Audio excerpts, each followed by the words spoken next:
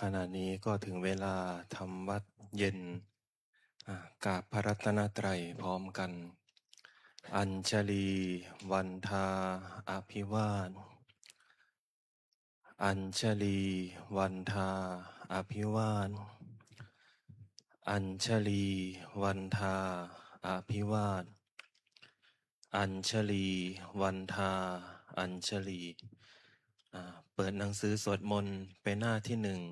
ขอโอกาสพ่อแม่ครูอาจารย์เป็นต้นเสียงในการทำวัดสวดมนต์เย็นโยโสภะคะวาอะระหังสัมมาสัมพุทโธพระผู้มีพระภาคเจ้านั้นพระองค์ใดเป็นพระอรหันต์ดับเพลิงกิเลสเพลิงทุกข์สิ้นเชิงตรัสรู้ชอบได้โดยพระองค์เองสวากขาโตเยนะภะคะวะตาธัมโมพระธรรมเป็นธรรมอันพระผู้มีพระภาคเจ้า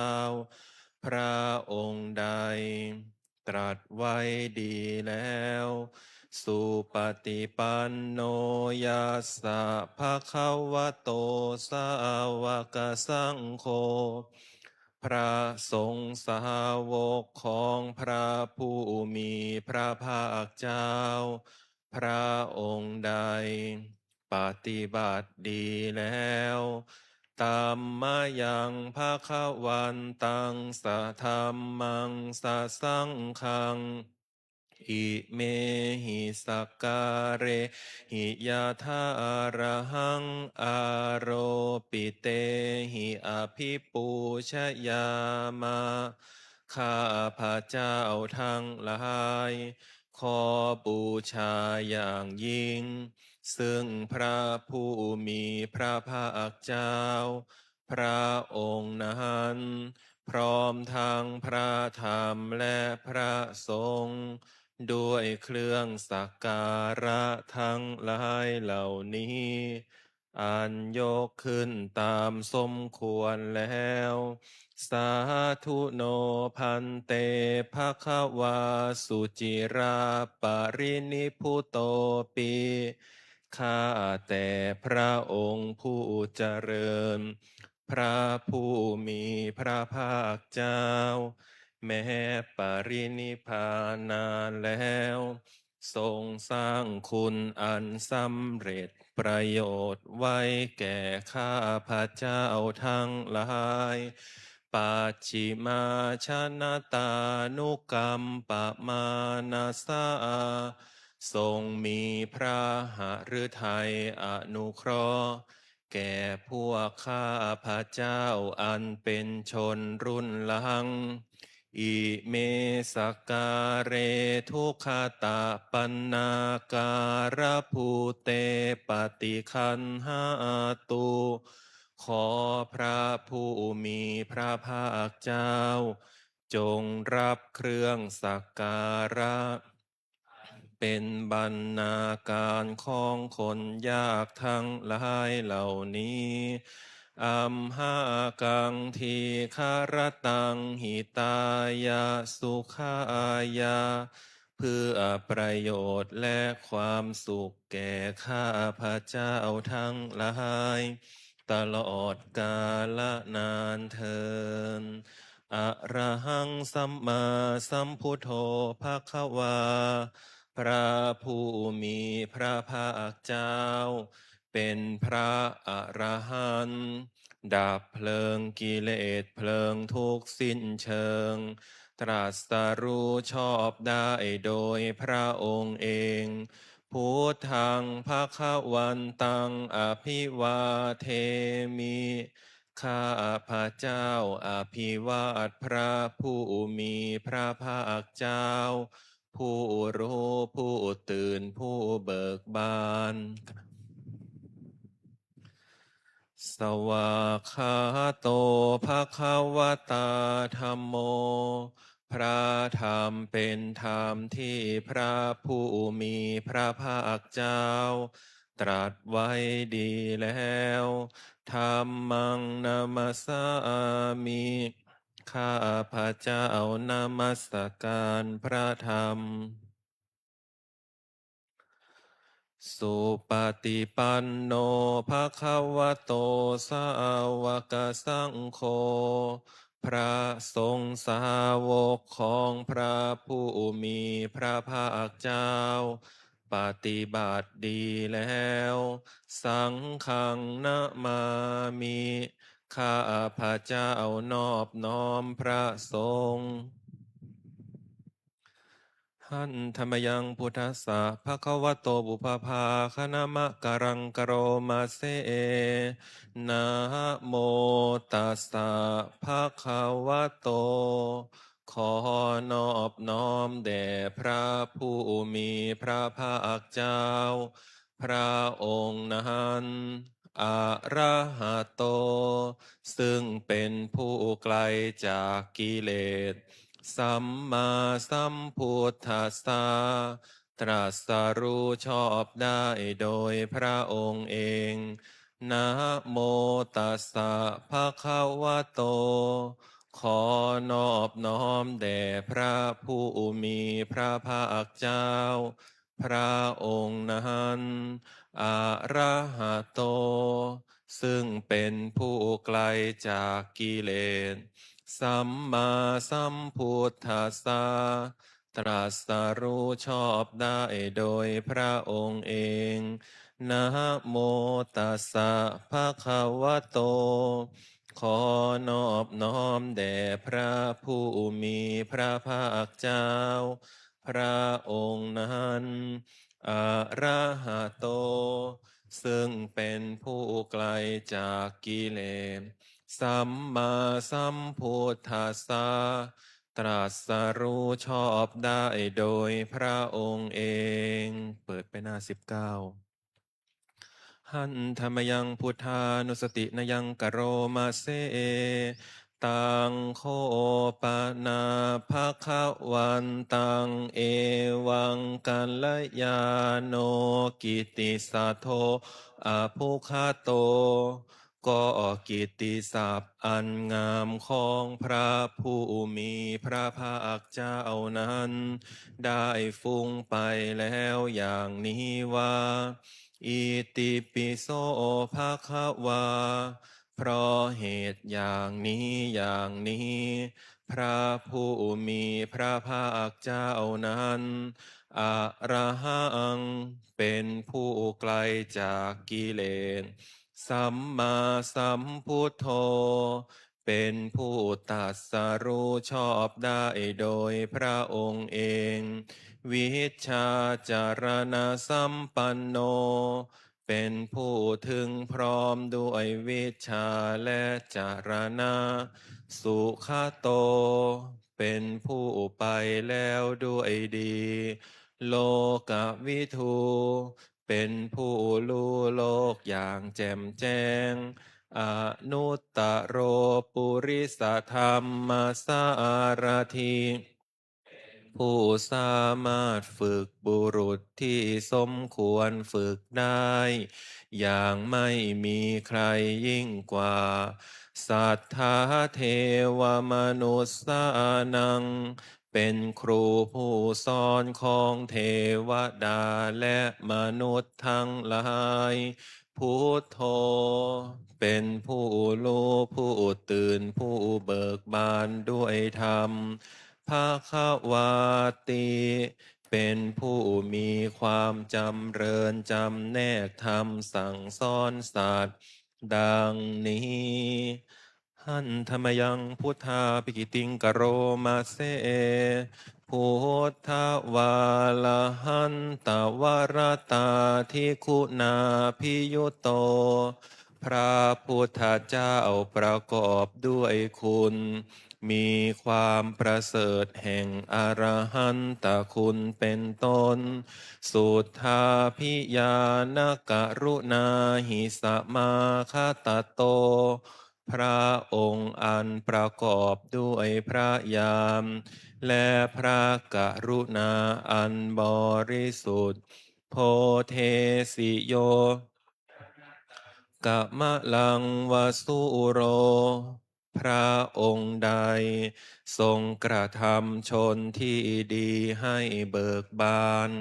ดุจอาทิตย์ทำบัวให้บาน วันทามหังตะมะระนังศิรสาชิเนนทัง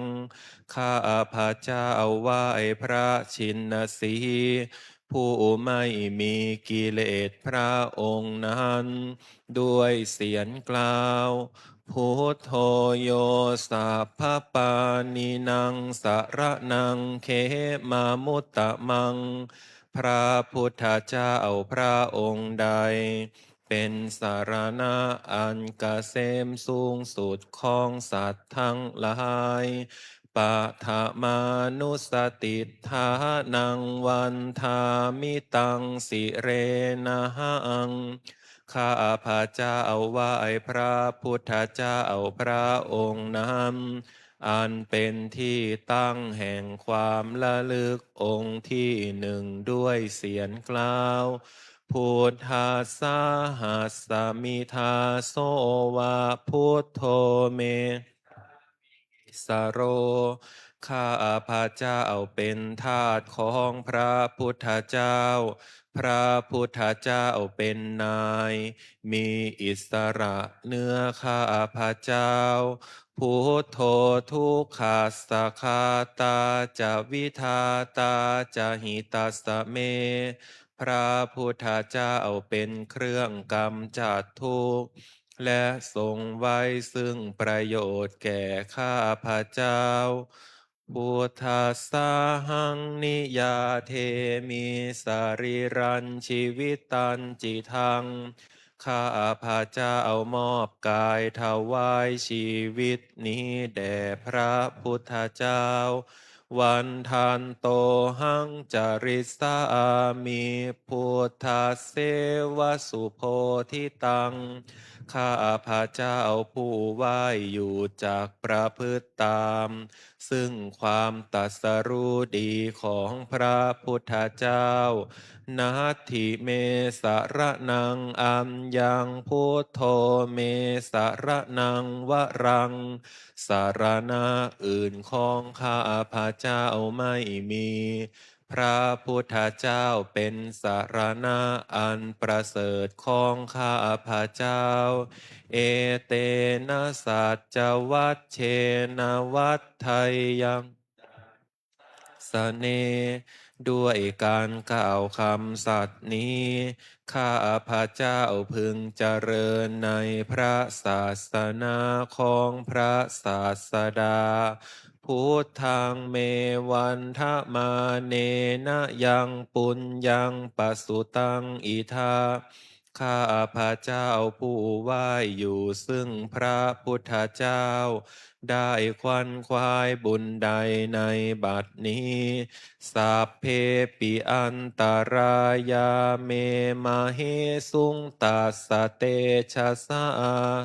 อันตรายทั้งปวงอย่าได้มีแก่ข้าพระเจ้า ด้วยเดชแห่งบุญนั้น กายเยนะวาจายาวเจตสาวา ด้วยกายก็ดีด้วยวาจาก็ดีด้วยใจก็ดี พุทเทกุกัมมังปะกะตังมะยายังนาติเตียนอันใด ที่ข้าพระเจ้ากระทำแล้วในพระพุทธเจ้า พุทโธปฏิคันหาตุอัจจยันตัง ขอพระพุทธเจ้าจงงดซึ่งโทษล่วงเกินอันนั้น กาลัมตะเลสังวลิตุงวาพุทเท เพื่อการสำรวมระวังในพระพุทธเจ้าในกามต่อไป หันธรรมยังธรรมานุสตินยังกโรมาเซสวาคาโตภาคะวตาธรรมโม พระธรรมเป็นสิ่งที่พระผู้มีพระภาคเจ้า ตรัสไว้ดีแล้ว สันทิฏฐิโก เป็นสิ่งที่ผู้ศึกษาและปฏิบัติพึงเห็นได้ด้วยตนเอง อากาลิโก เป็นสิ่งที่ปฏิบัติได้ และให้พ้นได้ไม่จำกัดการ เอหิปัสสิโก เป็นสิ่งที่ควรกล่าวกับผู้อื่นว่า ท่านจงมาดูเถิด โอปานายิโก เป็นสิ่งที่ควรน้อมเข้ามาใส่ตัว ปัจจตังเวทิตาโพวินยูหิติ เป็นสิ่งที่ผู้รู้ก็รู้ได้เฉพาะตน ดังนี้ หันธรรมยังธรรมาภิกิติงกโรมาเซ สวากขาตาตาทิคุณโยคาวาเสนาไสยโย พระธรรมเป็นสิ่งที่ประเสริฐ เพราะประกอบด้วยคุณ คือความที่พระผู้มีพระภาคเจ้า ตรัสไว้ดีแล้วเป็นต้น โย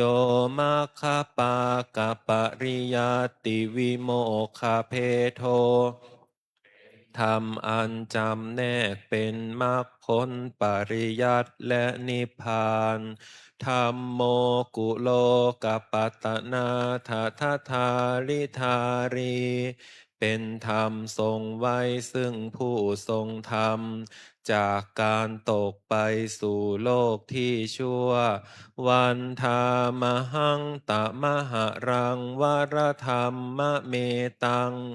ข้าพระเจ้าไหว้พระธรรมอันประเสริฐนั้น อันเป็นเครื่องขจัดเสียซึ่งความมืด ธรรมโมโยสัพพปานินังสารนังเขมามุตตะมัง พระธรรมใดเป็นสารณะอันกเกษมสูงสุดของสัตว์ทั้งหลาย ทุติยานุสติทานังวันทามิตังสิเรนะหัง ข้าพระเจ้าไหว้พระธรรมนั้น อันเป็นที่ตั้งแห่งความระลึกองค์ที่สอง ด้วยเสียงกล่าวธรรมสาหัสมิทาโสวะธรรมโมเมสามิกิสโร ข้าพระเจ้าเป็นทาสของพระธรรม พระธรรมเป็นนาย มีอิสระเนื้อข้าพระเจ้า โมทุกขาสะคาตาจะวิทาตาจะหิตัสสะเม พระธรรมเป็นเครื่องกำจัดทุกข์ และทรงไว้ซึ่งประโยชน์แก่ข้าพระเจ้า ธรรมสาหังนิยาเทมิสารีรันชีวิตันจิทัง ข้าพระเจ้ามอบกายถวายชีวิตนี้แด่พระธรรม วันทันโตหังจาริสามิธรรมเสวสุธรรมตัง ข้าพระเจ้าผู้ไหว้อยู่จากประพฤติตาม ซึ่งความเป็นธรรมดีของพระธรรม นาทิเมสารนังอัญญังธรรมโมเมสารนังวรัง สารณะอื่นของข้าพระเจ้าไม่มี พระธรรมเป็นสารณะอันประเสริฐของข้าพระเจ้า เอเตนะสัจจวัชเชนะวัฏไทยังสัตถุสาสเน ด้วยการกล่าวคำสัตย์นี้ พระเจ้าพึงเจริญในพระศาสนาของพระศาสดา ธรรมังเมวันทะมาเนนะยังปุญญังปสุตังอิทา ข้าพระเจ้าผู้ไหว้อยู่ซึ่งพระธรรม ได้ควันควายบุญใดในบัดนี้สัพเพปิอันตรายาเมมะเหสุงตัสสะเตชะสา อันตรายทั้งปวงอย่าได้มีแก่ข้าพระเจ้าด้วยเดชแห่งบุญนั้นกายเยนะวาจายวเจตสาวาด้วยกายก็ดีด้วยวาจาก็ดีด้วยใจก็ดีกุกัมมังปะกะตังมะยายังกรรมหน้าติเตียนอันใดที่ข้าพระเจ้ากระทำแล้วในพระธรรมธัมโมปฏิคันหาตุอัจจยันตังขอพระธรรมจงงดซึ่งโทษล่วงเกินอันนั้นกาลันตะเลสังวลิตุงวะธรรมเม เพื่อการสำรวมระวังในพระธรรมในการต่อไปหันธรรมยังสังขานุสตินยังกโรมาเซสุปฏิปันโนภะคะวะโตสาวกสังโฆทรงสาวกของพระผู้มีพระภาคเจ้าปฏิบัติดีแล้วอุชุปฏิปันโนภะคะวะโตสาวกสังโฆทรงสาวกของพระผู้มีพระภาคเจ้าปฏิบัติตรงแล้วยายาปฏิปันโนภะคะวะโตสาวกสังโฆทรงสาวกของพระผู้มีพระภาคเจ้าปฏิบัติเพื่อรู้ธรรมเป็นเครื่องออกจากทุกข์แล้วสามีจิปฏิปันโนภะคะวะโตสาวกสังโฆทรงสาวกของพระผู้มีพระภาคเจ้าปฏิบัติสมควรแล้วยะทิทางได้แก่บุคคลเหล่านี้คือจัตตาริปุริสายุคานิอัตถปุริสปุคะลาคู่แห่งบุรุษสี่คู่นับเรียงตัวบุรุษได้8 บุรุษเอสะภะคะวะโตสาวกสังโฆทรงสาวกของพระผู้มีพระภาคเจ้าอาหุนายโยเป็นทรงควรแก่สักการะที่เขานำมาบูชาปาหุนายโย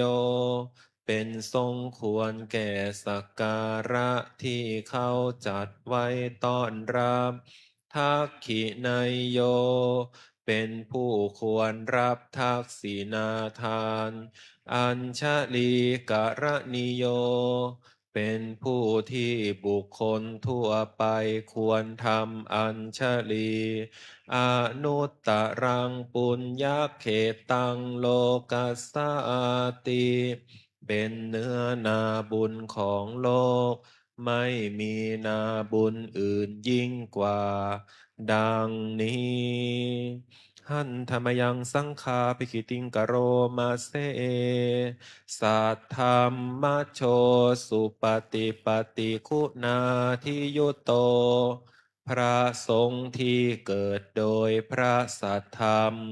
ประกอบด้วยคุณมีความปฏิบัติดีเป็นต้นโยทัพพิโทอริยปุคาลาสังคเศธโทหมู่แห่งพระอริยบุคคลอันประเสริฐ8 จำพวกศีลาที่ธรรมปวราสยกายจิตโตมีกายและจิตอันอาศัยธรรมมีสิ้นเป็นต้นอันบวรวันธามหังตะมริยานาคะนังสุสุทังข้าพระเจ้าไหว้หมู่แห่งพระอริยเจ้าเหล่านั้น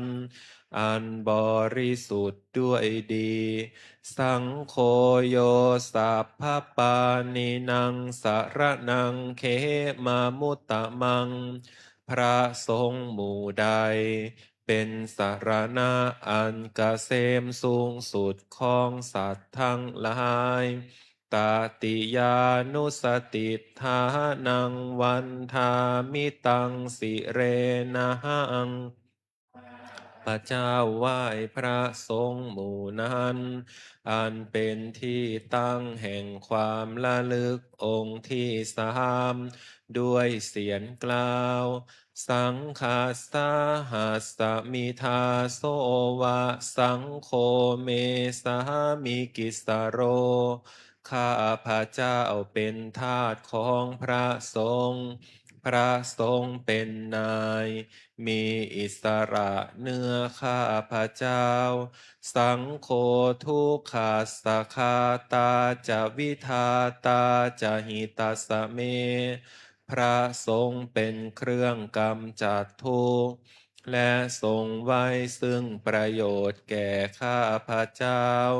สังฆาสาหังนิยาเทมิสาริรันชีวิตันจิทังข้าพระเจ้ามอบกายถวายชีวิตนี้แด่พระสงฆ์วันทันโตหังจาริสามิสังฆาโสปฏิปันนตังข้าพระเจ้าผู้ไหว้อยู่จากประพฤติตามซึ่งความปฏิบัติดีของพระสงฆ์นาทิเมสารนังอัญญังสังโฆเมสารนังวรังสารณะอื่นของข้าพระเจ้าไม่มีพระสงฆ์เป็นสารณะอันประเสริฐของข้าพระเจ้าเอนะสัจวัชเชนะวัฏไทยังสัตถุสาสเนด้วยการกล่าวคำสัตย์นี้ข้าพระเจ้าพึงเจริญในพระศาสนาของพระศาสดาสังฆังเมวันทะมาเนนะยังปุญญังปสุตังอิทาข้าพระเจ้าผู้ไหว้อยู่ซึ่งพระสงฆ์ได้ขวัญขวายบุญใดในบัดนี้สัพเพปิอันตรายาเมมะเฮสุงตัสสะเตชะสาอันตรายทั้งปวงอย่าได้มีแก่ข้าพระเจ้าด้วยเดชแห่งบุญนั้นกายเยนะวาจายวเจตสาวาด้วยกายก็ดีด้วยวาจาก็ดีด้วยใจก็ดีสังเคกุกัมมังปะกะตังมะยายังนาติเตียมอันใดที่ข้าพระเจ้ากระทำแล้วในพระสงฆ์สังโฆปฏิคันหาตุอัจจยันตังขอพระสงฆ์จงงดซึ่งโทษล่วงเกินอันนั้นกาลันตะเรสังวลิตุงวสังเคเพื่อการสำรวมระวังในพระสงฆ์ในการต่อไปหันธรรมยังอติตาปัจเจเวคณาปะทังพนามาเสอาชะมะยาอปัจเจเวคิตะวายังจีวรังปริพุตังจีวรใดอันเรานุ่งห่มแล้วไม่ทันพิจารณาในวันนี้ตังยาวะเทวาสิตัสสะปฏิคาตายาจีวรนนั้นเรานุ่งห่มแล้วเพียงเพื่อบำบัดความหนาวอุณหสาปฏิคาตายาเพื่อบำบัดความร้อน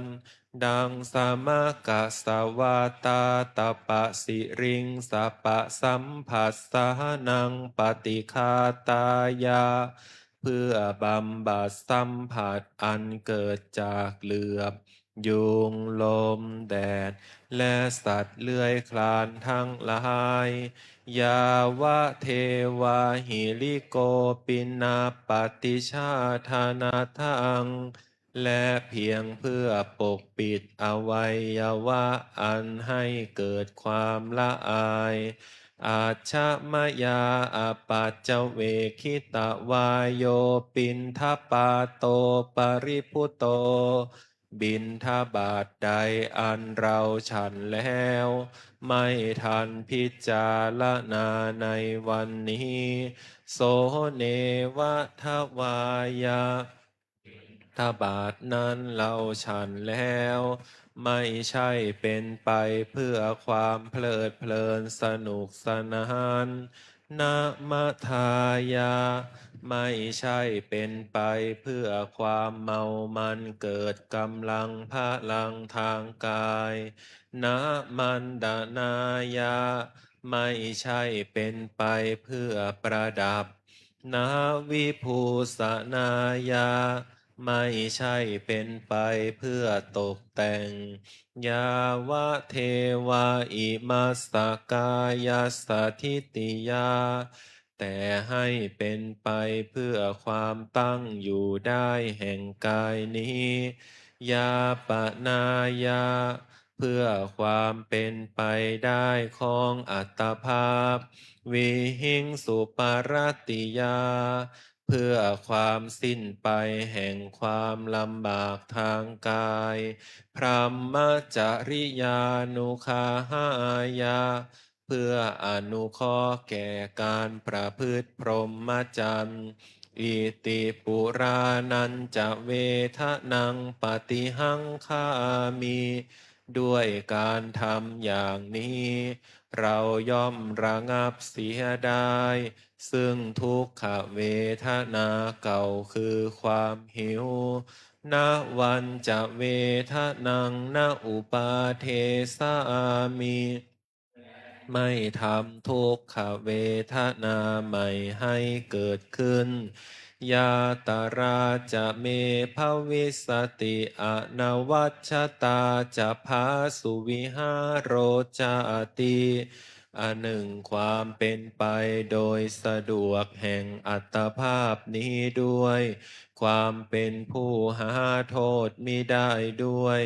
และความเป็นอยู่โดยพาสุขด้วยจากมีแก่เราดังนี้อาชมยาอปัจจเวคิตวายังเสนาสนังปริพุตังนาสนะใดเราใช้สอยแล้วไม่ทันพิจารณาในวันนี้ตังยาวะเทวาสิตัสสะปฏิคาตายาเสนาสนะนั้นเราใช้สอยแล้วเพียงเพื่อบำบัดความหนาวอุณหสาปฏิคาตายาเพื่อบำบัดความร้อนดังสามกสวาตาตปะสิริงสัปปะสัมผัสสานังปฏิคาตายาเพื่อบำบัดสัมผัสอันเกิดจากเหลือบยุงลมแดดและสัตว์เลื้อยคลานทั้งหลายยาวะเทวาอุตุปริสยวิโนทะนังปฏิสันลานารามาทังเพื่อบรรเทาอันตรายอันพึงมีจากดินฟ้าอากาศและเพื่อความเป็นผู้ยินดีอยู่ได้ในที่หลีกเล่นสำหรับภาวนาอาชมยาอปัจจเวคิตวายโยคิลานปัจจยเพสัชชปริคาโรปริพุตโตคิลานาเพสัตบริคารใดอันเราบริโภคแล้วไม่ทันพิจารณาในวันนี้โสยาวะเทวาอุปันนานังวัยยาภาธิกานังเวทนานังปฏิคาตายาคิลานาเพสัตบริขารนั้น เราบริโภคแล้วเพียงเพื่อบำบัดทุกขเวทนาอันบังเกิดขึ้นแล้วมีอาพาธต่างๆเป็นมูลอาพยาปัชชปรมตายาติเพื่อความเป็นผู้ไม่มีโรคเบียดเบียนเป็นอย่างยิ่งดังนี้ หันธรรมยังอุทิสนาทิธานาคาทายโยพนามาเสอิมินาปุญญกรรมเมนะด้วยบุญนี้อุทิศให้อุปชายาคุณุตตรา อุปชาผู้เลิศคุณ อาจาริยูปการาจาและอาจารย์ผู้เกื้อหนุน มาตาปิตาจยาตกาทั้งพ่อแม่และปวงญาติสุริโยจันทิมาราชาสูนจันทร์และราชาคุณวันตานราปิจา หรือผู้สูงชาติพรหมมาลาจะอินทาจาพรหมมารและอินทาราชโลกาปาลาจะเทวตาทั้งถวยเทพและโลกาบาลยะโมมิตามนุสสาจายมมาราชมนุษย์มิตรมัชฌตาเวลิกาปิจา ผู้เป็นกลางผู้จ้องพลานสัพเพสัตตาสุขีโหนตุขอให้เป็นสุขสานทุกทั่วหน้าอย่าทุกข์ทนปุญญานิปักกตานิเม บุญพ้องที่ข้าทำจงช่วยอำนวยสุภาพลสุขังจติวิทังเทนตูให้สุขสามอย่างล้นปังปาเปทะโวมะตังให้รู้ถึงนิพพานพันอิมินาปุญญากรรมเมนาด้วยบุญนี้ที่เราทำอิมินาอุทิเสนาจาและอุทิศให้ปวงสัตว์ขิปปาหังสุรเพเจวาเราพลันได้ซึ่งการตัด ตันหูปาทานาเชทะนังตัวตันหาอุปาทานเยสันตาเนหินาธรรมาสิ่งชั่วในดวงใจยาวะนิพพานโตมะมังกว่าเราจะถึงนิพพานนาสันตุสัพพทาเยวามาลายสิ้นจากสันดานยัตถาชาโตภะเวภะเวทุกภพที่เราเกิดอุชุจิตตังสติปัญญามีจิตตรงและสติทั้งปัญญาอันประเสริฐสันเลโควิริยัมหินาพร้อมทั้งความเพียรเลิศขูดกิเลสหาย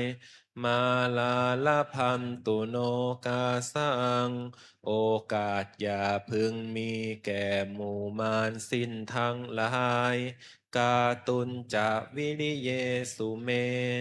เป็นช่องปาทุสร้าย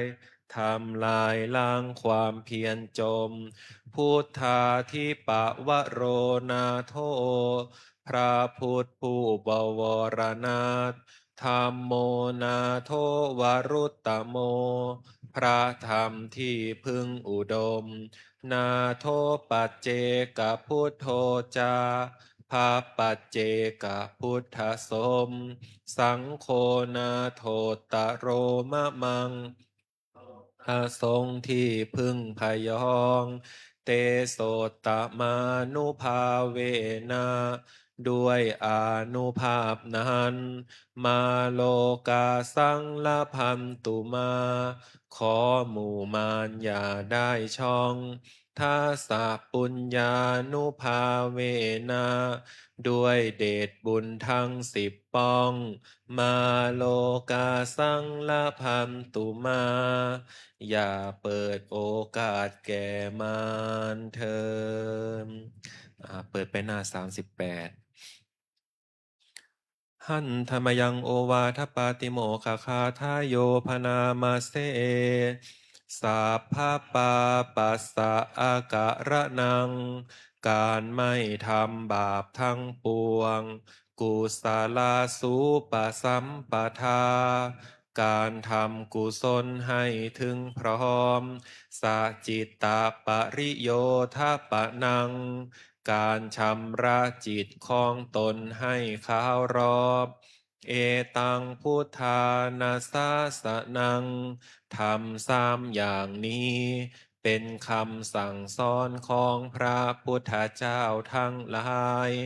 ขันติปรมังตะโปติติฆาขันติคือความอดกลั้นเป็นธรรมเครื่องเผากิเลสอย่างยิ่ง นิพพานังปรมังวทันติพุทธา ผู้รู้ทั้งหลาย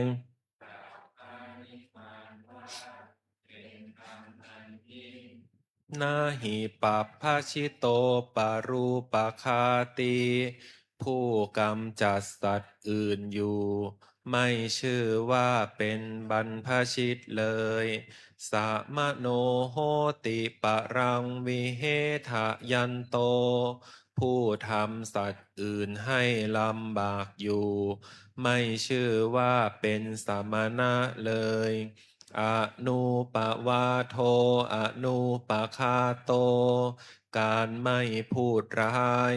การไม่ทำร้าย ปาติโมกเขจะสังวโร การสำรวมในปาติโมกข์มัตตัญยุตาจะพัตตัสมิง ความเป็นผู้รู้ประมาณในการบริโภค ปันตัญจะสยนาสนัง การนอนการนั่งในที่อันสงัด อาทิจิตเตจะอายโยโค มันประกอบในการทำจิตให้ยิ่ง เอตังพุทธานาสาสนังทำ6อย่างนี้ เป็นคำสั่งสอนของพระพุทธเจ้าทั้งหลาย หันธรรมยังพัทเทกรัตคาทายโยพนามาเสอาติตังนานวาคะไมยะนัปปติกังเขอนาคตัง บุคคลไม่ควรตามคิดถึงสิ่งที่ล่วงไปแล้ว ด้วยอาลัย และไม่พึงพะวงถึงสิ่งที่ยังไม่มาถึง ยาทาติตัมปะหีนันตังอัปปัตตัญจะอนาคตัง สิ่งที่เป็นอดีตก็ล่วงไปแล้ว สิ่งที่เป็นอนาคตก็ยังไม่มา จุปันนันจะโยธรรมังตัทธะตัทธะวิปัสสติอสังหิลังอสังกุปังตังวิธามนุพลูหะเย ผู้ใดเห็นธรรมอันเกิดขึ้นเฉพาะหน้าในที่นั้นนั้นอย่างแจ่มแจ้ง ไม่งอนแง่นคลอนแคลม เขาควรพอกพูนอาการเช่นนั้นไว้ อาจเชวกิจจะมาตับปังโกชัญญามรณังสุเว ความเพียรเป็นกิจที่ต้องทำในวันนี้ ใครจะรู้ความตายแม้พรุ่งนี้นาหิโนสังฆลันเตนะมหาเสเนนะมัจจุนา การผัดเพี้ยนต่อมัจจุราช ซึ่งมีเสนามาก ย่อมไม่มีสำหรับเรา เอวังวิหาริมาตาปิงอโหรัตตะมะตันทิตัง ตังเวพัทเทกรัตโตติสันโตอาจิกขเตมุนีติมุนีผู้สงบย่อมกล่าวเรียก ผู้มีความเพียรอยู่เช่นนั้น ไม่เกียจคร้านทั้งกลางวันกลางคืนว่า ผู้เป็นอยู่แม้เพียงราตรีเดียวก็น่าชม หันธรรมยังปัจฉิมาพุทธโอวาทปาทังพนามาเสหันทธานิพิกขเวอามันตยามิโว ดูก่อนภิกษุทั้งหลาย บัดนี้เราขอเตือนท่านทั้งหลายว่าวยธรรมมาสังขาราคารทั้งหลาย มีความเสื่อมไปเป็นธรรมดา อัปปมาเทนะสัมปาเทธาท่านทั้งหลาย จงทำความไม่ประมาทให้ถึงพร้อมเถิดอะยังตถาคตัสสะปัจฉิมาวาจา นี่เป็นพระวาจามีในครั้งสุดท้ายของพระตถาคตเจ้าสัพเพสังขาราอนิจจา สังขารคือร่างกายจิตใจ หรือรูปธรรมนามธรรมทั้งหมดทั้งสิ้น มันเป็นทุกข์ทนยาก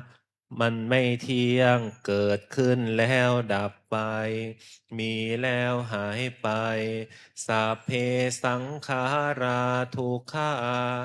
สังขารคือร่างกายจิตใจ หรือรูปธรรมนามธรรมทั้งหมดทั้งสิ้น มันเป็นทุกข์ทนยากพอเกิดขึ้นแล้ว แก่เจ็บตายไปสัพเพธรรมาอนัตตา สิ่งทั้งหลายทั้งปวง ทั้งที่เป็นสังขารและมิใช่สังขารทั้งหมดทั้งสิ้น ไม่ใช่ตัวไม่ใช่ตน ไม่ควรถือว่าเราว่าของเรา ว่าตัวว่าตนของเราอาทุวังชีวิตตัง ชีวิตเป็นของไม่ยั่งยืน ทุวังมรณัง ความตายเป็นของยั่งยืน อวัสสะมยามาริตพัง อันเราจะพึงตายเป็นแท้ มรณะปริโยสานังเมชีวิตตัง ชีวิตของเรามีความตายเป็นที่สุดรอบ ชีวิตตังเมอนิยตัง ชีวิตของเราเป็นของไม่เที่ยง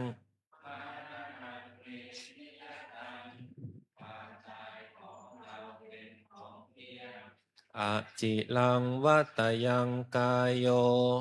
กายนี้ไม่นานหนอ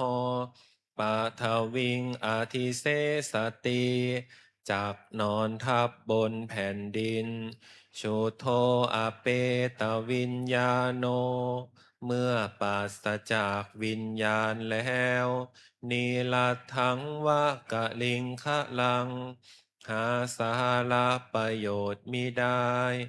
อนิจจาวัตสังขาราสังขารทั้งหลายไม่เที่ยงหนอ อุปาทวยธรรมมิโน มีความเกิดขึ้นแล้ว มีความเสื่อมไปเป็นธรรมดา อุปาชิตวานิรุชชันติขันเกิดขึ้นแล้วย่อมดับไป เตสังวูปัสสะโมสุโค เข้าไปสงบระงับสังขารทั้งหลาย เป็นสุขอย่างยิ่งต่อไปเราจะเปิดหนังสือสวดมนต์เล่มเล็กเล่มสีเหลืองไปหน้า15คำนมัสการพระอรหันต์8 ทิศ หันธรรมยังสารพันเยนะพุทธามังคลาคาทายโยพนามาเสสัมพุทโธทิปะทังเสโทนิสินโนเจวามะชิเมโกนทันโยบุพพาภาเคจาอาคาไนเยจักกาสปโปสาลีปุตโตจัตถาคีเนหารติเยอุปาลิจาปัจฉิเมปิจาอานันโทพายาเพจะขาวามปฏิโมคันลาโนจะอุตตาเลอิสาเนปิจาลาหุโลอิเมโคมังคาลาพุทธาสัพเพอิทาปฏิทิตาวันทิตาเตจะอัมเหหิสักกาเลหิจะปุชิตาเอเตสังอานุภาเวนะสัพพะโสทิภาวันตุโนอิเจวะมาจังตานามาสนัยยังนามาสมาโนรัตนาตายังยังปุญญาภิสันทังวิปุลังอารันทังตัสสะนุภาเวนะหตันตาลายโยเปิดไปหน้า51นะโมตัสสะภะคะวะโตอะระหะโตสัมมาสัมพุทธัสสะนะโมตัสสะภะคะวะโตอะระหะโตสัมมาสัมพุทธัสสะนะโมตัสสะภะคะวะโตอะระหะโตสัมมาสัมพุทธัสสะพุทธังสารนังคัจฉามิธัมมังสารนังคัจฉามิสังฆังสารนังคัจฉามิทุติยมปิพุทธังสารนังคัจฉามิทุติยมปิธัมมังสารนังคัจฉามิทุติยมปิสังฆังสารนังคัจฉามิตติยมปิพุทธังสารนังคัจฉามิตติยมปิธัมมังสารนังคัจฉามิตติยมปิสังฆังสารนังคัจฉามิเปิดไปหน้า39 ยะถาปิเสลาวิปุลานะพังอาหาจะปะพัตตาสะมันตาอนุปาลิยยโยงนิปนเทนตาจตุทิสาเอวังชราจะมาจุจะอธิวาตันติปานิโนขัตติเยพระมเนเวเสสุเทจันทาลปุกกุเสนกินจิปริวาเชติสัพพะเมวาภิมาทตินาตาทหัตถีนังภูมินาลธานังนาปติยานาจาปิมาตยุเทนะสักกาเช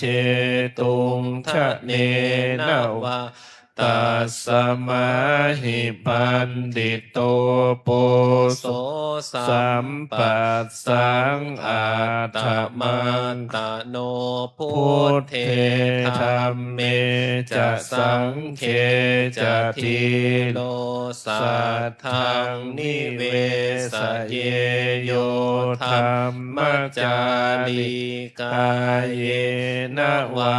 จายะอุทธเจตสาอิเทวะนังปัสสังสันติเปจะสักเค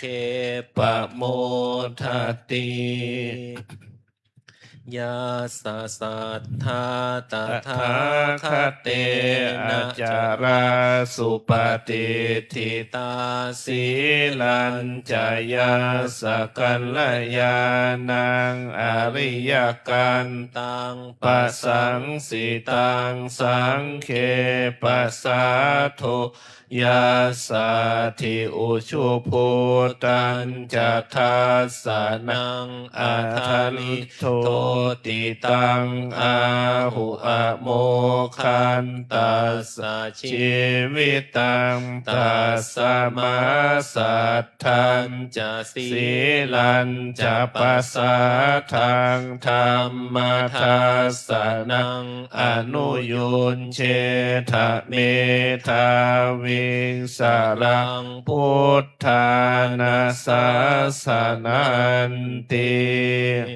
เอวเมสุตังเอกังสมยังภะคะวาสาวาทิยังวิหารติเชตวะเนอนาถปินทิกัสสะอาราเมตตระโคภะคะวาภิกขุอามันเตสิภิกขวติภะทันเตติเตภิกขุภะคะวะโตปัจจัสโสสุงภะคะวาเอตถาวจะอุปาทาวาภิกขเวตถาคตานังอนุปาทาวาตถาคตานังทิตาวาสาตุธรรมทิตตาธรรมนิยามตาสัพเพสังขาราอนิจจติตังตถาคโตอภิสัมโพชติอภิสัมเมติอภิสัมโพจิตตวาอภิสัมเมตวาอาจิคติเทเสติปัญญเปติปัฏฐเปติวิวัชติวิภัชติอุตตานิกโรติสัพเพสังขาราอนิจจติอุปาทาวาภิกขเวตถาคตานังอนุปาทาวาตถาคตานังทิตาวาสาธาตุธรรมทิตตาธรรมนิยามตาสัพเพสังขารา ทุกขาติตังตถาคโต อภิสัมพุทธ จติอภิสัมเมติอภิสัมพุท ชิ ธิ ตวา อภิสัมเมตวาอาจิคติเทเสติปัญญาเปติปัฏฐเป ติวิ วิวัชติวิภาชติอุตตานิการุติสัพ เพ สั สั ง ง ขา ขา รา รา ทุ ทุ ก ก ขา ขา ติอุปาทาวาภิกข เว ต ต ถา ถา ค ค ตานังอนุปาทาวาตถาคตานัง ติตาวาสาธาตุธรรมาทิตตาธ ธ ร ร ร ร ม มนิยามตาสัพเพธรรม มา อนัตตาติตังตถาคโตอภิสั สัม ม พุ พุ ท ชติอภิสัมเมติอภิสัมพุชิ ชิตวา อภิสัมเมตวาอาจิคติเทเส ติปั ปั ญ ญ ญา ญา เป เปติปัฏฐเปติวิภาชติ ติวิภาชติ อุตตานิกโรติสัพเพ ธรรมะ อ อ นั นั ต ต ตา ตา ติ ติธรรมโวจะ จะ ภ ภะ คะ คะ วะ วะ อั อั ต ต ต ต ม ม นาเตภิ ภิ ก ก ขุ ขุ ภ ภะ คะ คะ วะ วะ โต โต ภาสิตัง อ อ ภิ ภิ นั นั น น ทุ ทุ น น ติ ติ สัพเพสังขาราอ อ นิ นิ จ จ จ จา ติ ติ ย ย ถา ถา ปัญญา ญาย ปัส ปัส ส ส ติ ติ อั อั ฏ ฏ ฐ ฐ นิ นิ พ พ พิ พิ น น ต ต ติ ติ ทุ ทุ ก ก เข เอ ส ส ม มา ค โค โค วิ วิ สุ สุ ท ท ธิ ธิ ยาย า สัพเพสังขา ขา รา รา ทุ ทุ ก ก ขา ขา ติ ติ ยถาปั ปั ญ ญ ญา ญายปัสสติอัฏ ฐ ฐ นิ นิ พ พ พิ พิ น นตติทุก เคเอสะมะโควิ วิ สุ สุ ท ท ธิ ธิ ยาย า สัพเพธร ธ ร รร ม มะ อ อ นั นั ต ต ตา ตา ติ ติ ยถาปัญญา ญาย ปั ปั ส ส ส ส ติ ติ อั อั ฏ ฏ ฐ ฐ นิ นิ พ พ พิ พิ น น ต ต ติ ติ ทุ เค เค เอ เอ สะ สะ มะ มะ โ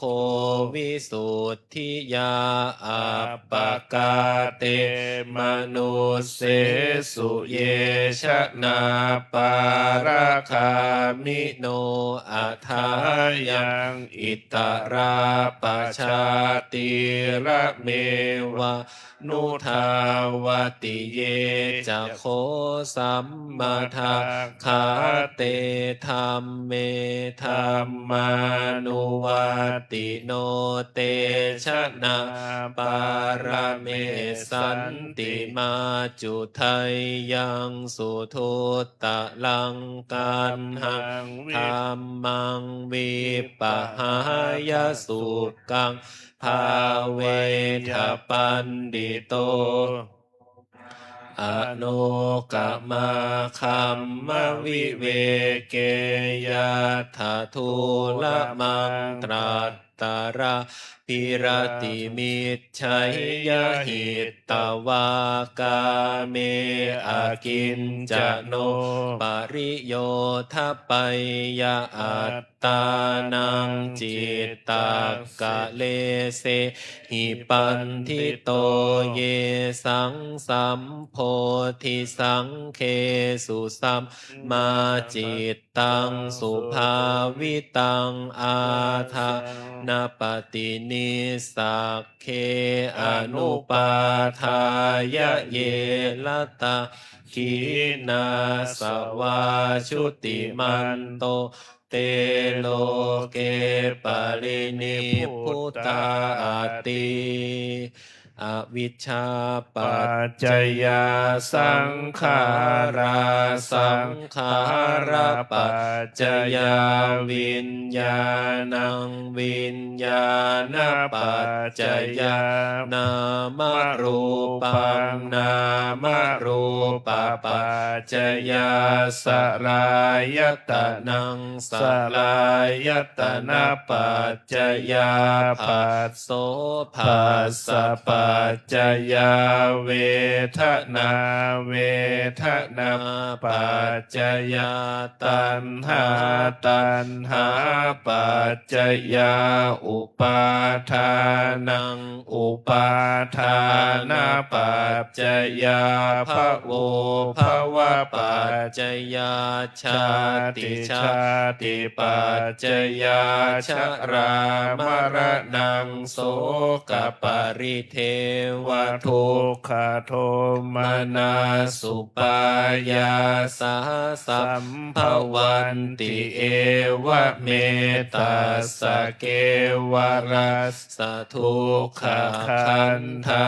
สสะสมุทัยโยโหติ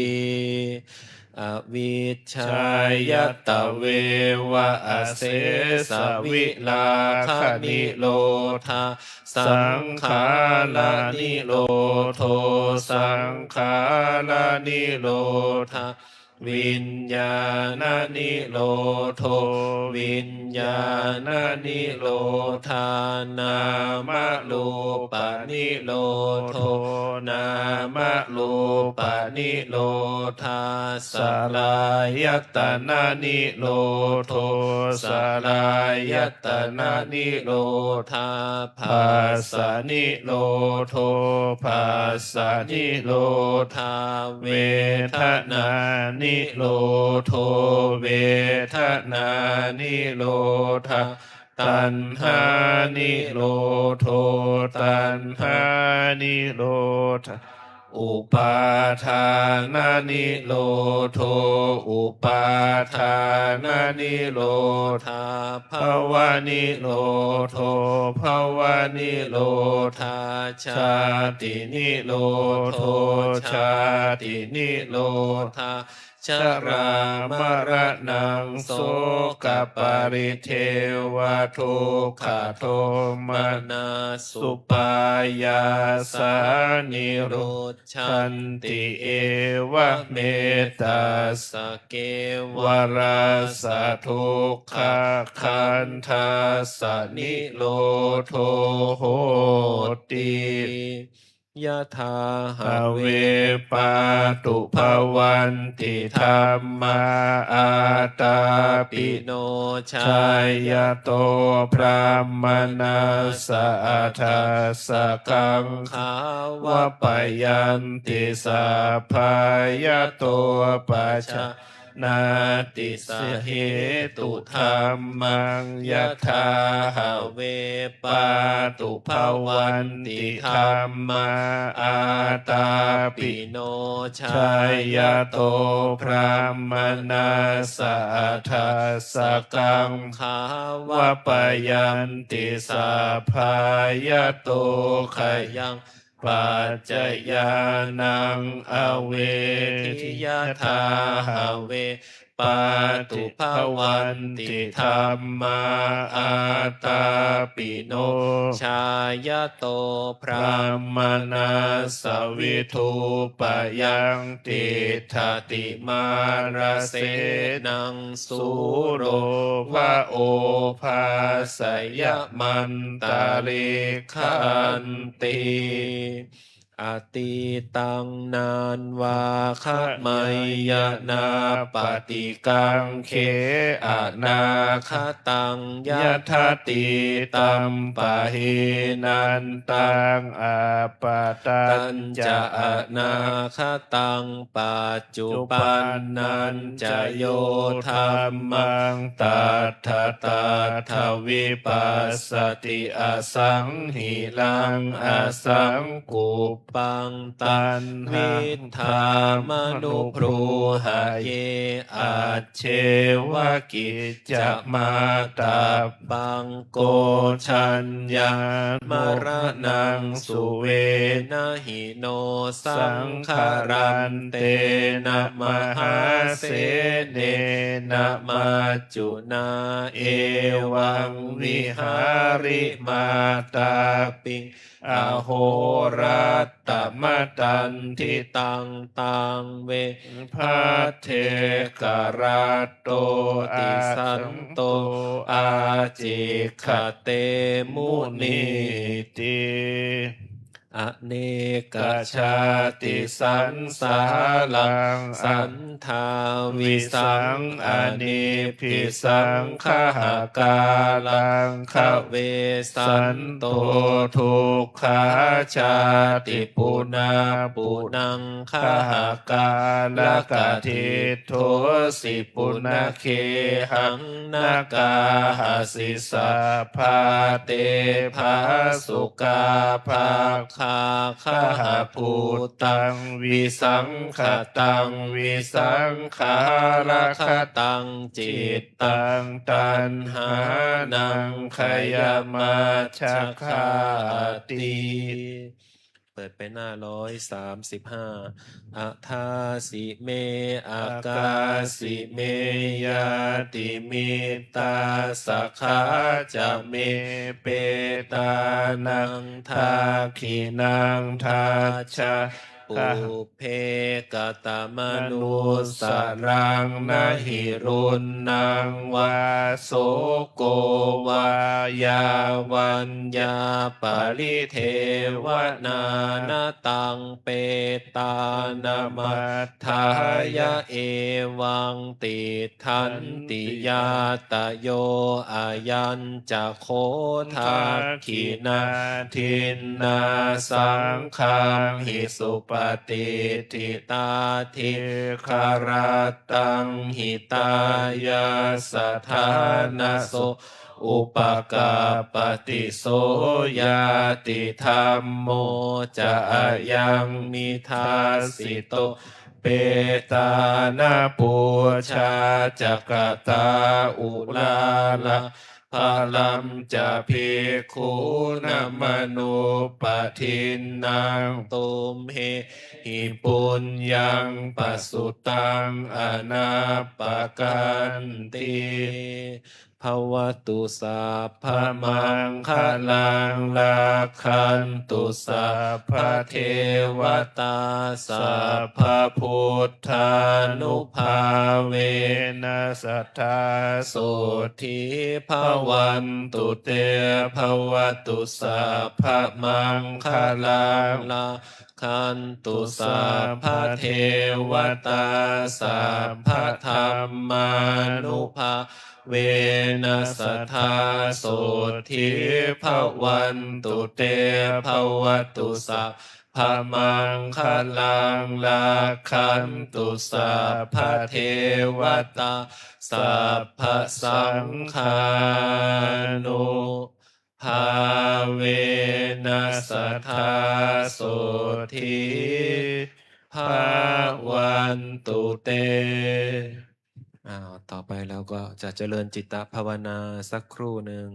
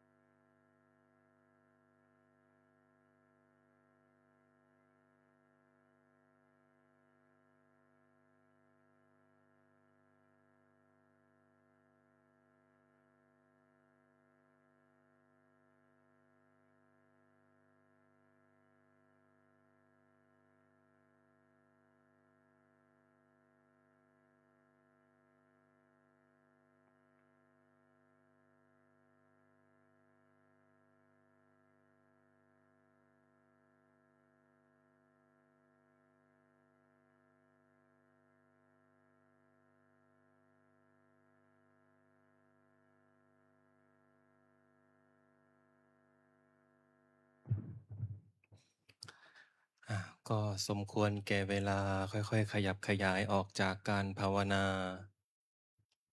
เปิดหนังสือสวดมนต์เล่มใหญ่ไปที่หน้า 66 คำหยาดน้ำแบบพื้นเมือง อีทังทานากรรมังนิพพานาปัจจายโยโหนตุโนนิจจังอีทังศีลากรรมังนิพพานาปัจจายโยโหนตุโนนิจจังอีทังภาวนากรรมังนิพพานาปัจจายโยโหนตุโนนิจจังยังกินจิกุสาลังกาตาพังกัมมังสัพเพหิอัมเหหิกาตังปุญญังโนอะโมทันตุสุนันตุพนโตเยเทวาอัสสมิงธาเนอาทิคาตาทิคายุกาสัทธาโหนตุสัพเพสัตตา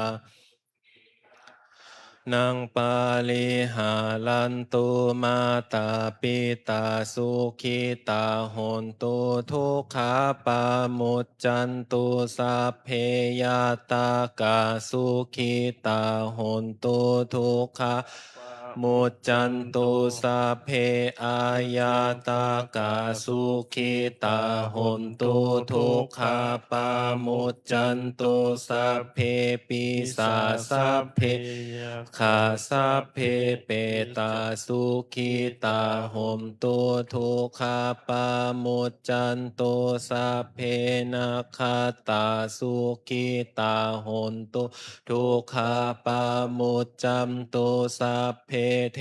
วาสุขิตาโหนตุทุกขาปามุจจันตุสัพเพอาจาริโยปัจฉายาสุขิตาโหนตุทุกขาปามุจจันตุสัพพะสัมปติโยสามิชันตุโวคุกเข่าขึ้นบรรทาหลวงวันทามิพุทธังสัพพะเมวะโทสังฆามาทาเมพันเตวันทามิธัมมังสัพพะเมวะโทสังฆามาทาเมพันเตวันทามิสังฆังสัพพะเมวะโทสังฆามาทาเมพันเตวันทามิคารุอุปาชาอาจาริเยสัพพะเมวะโทสังฆามาทาเมพันเตวันทามิกัมมัฏฐานังสัพพะเมวะโทสังฆามาทาเมพันเตวันทามิอาราเมพัทธสีมังสัพพะเมวะโทสังฆามาทาเมพันเตวันทามิเจติยังสัพพังสัพพัทธาเนสุปฏิทิตาสะลีลาธาตุมหาโพธิงพุทธรูปังสักการังสาธานาคโลเกเทวะโลเกพัมมะโลเกชัมพูทีเปลังกาทีเปสะลีลาธาตุโยเกสาธาตุโยอาระหันตาธาตุโยเจติยังคันทากุดิงจาตุราสิติสหาเสธรรมคัมเทสัพเพสังปาทะเจติยังอาหังวันทามิสัพพะโสอัญชลีวันทาอภิวาทอัญชลีวันทาอภิวาทอัญชลีวันทาอภิวาทอัญชลีวันทาอัญชลีก้มหมอบกับวันทาน้อยพ่อแม่ครูอาจารย์สาธุวันทามิพันเตสัพพังอัปปาราทังคามาทาเมพันเตมายากาตังปุญญังสามินาอนุโมทิตัพพัง สามินากาตังปุญญังไมหังทาตาพังสาธุสาธุอนุโมทามิ อัญชลีวันทาอภิวาทอัญชลีวันทาอภิวาทอัญชลีวันทาอภิวาทอัญชลีวันทาอัญชลีต่อไปขอนิมนต์พระภิกษุสงฆ์กับพระมหาเถระพร้อมกัน อัญชลีวันทาอภิวาทอัญชลีวันทาอภิวาทอัญชลีวันทาอภิวาทอัญชลีวันทาอัญชลี กราบพระมหาเถระพร้อมกันค่ะ อัญชลีวันทาอภิวาท อัญชลีวันทาอภิวาท อัญชลีวันทาอภิวาท อัญชลีวันทาอัญชลี สาธุจตารโลธรรมาวัฏันติ อายุวโนสุขังภะลัง สาธุ สาธุ สาธุ